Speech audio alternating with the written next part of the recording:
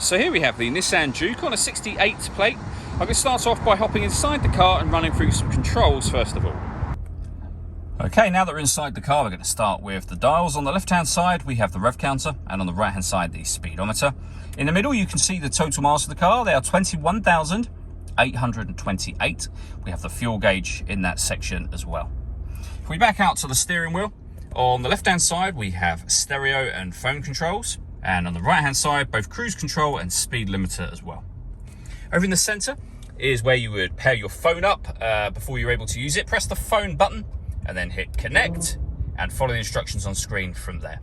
When it comes to music, we've got the radio, of course. And as you can see, we have DAB radio, FM and AM as well. If you want to listen to your own music, you can do that via the CD player. You can plug in an auxiliary and USB device as well.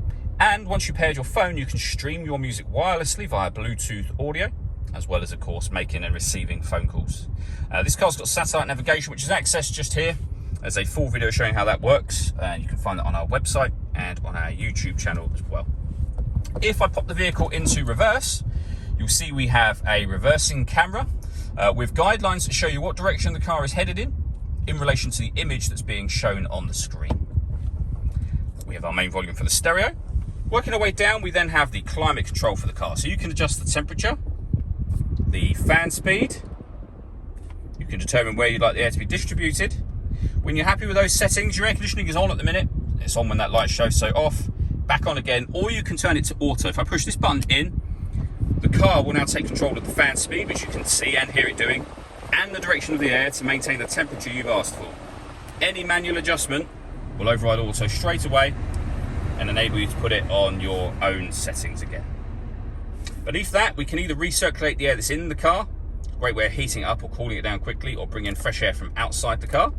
This screen also doubles up as the driver mode screen as well. If you press the D mode button just there, you'll see all the options on these buttons have now changed. So you can put the car in normal, sport, and eco. Whatever mode you put it in, you are affecting the climate control, the steering, and the engine for the car. We have a 12-volt charging socket, auxiliary and USB inputs, and then a 5-speed manual gearbox.